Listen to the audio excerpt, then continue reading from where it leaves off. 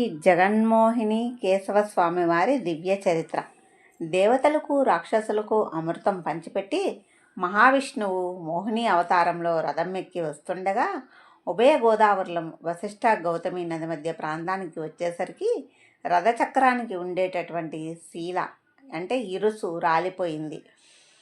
ఇరుసు రాలిపోవటం చూసి మహావిష్ణువు వెనుదిరిగి చూసేసరికి శివయ్య మోహించబడి వస్తూ ఉన్నాడు.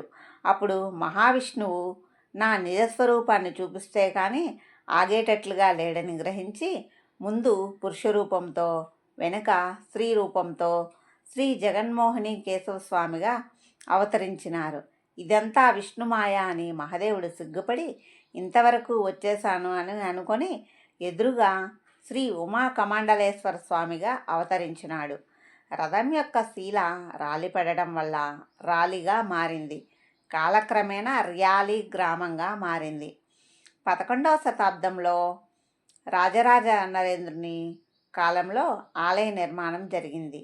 ఈ గ్రామం పూర్వం రత్నాపురం అనే పేరుతో పిలువబడింది.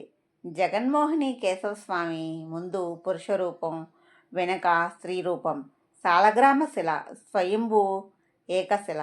శ్రీదేవి, భూదేవి, రుక్మిణి, సత్యభామలు వింజామరలు విసురుతున్నట్లుగా గరుత్మంతుడు స్వామి పాదసేవ చేసుకుంటున్నారు.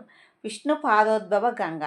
విష్ణు పాదముల యందు గంగ పుట్టినది అని శాస్త్రం చెప్పబడుచున్నది.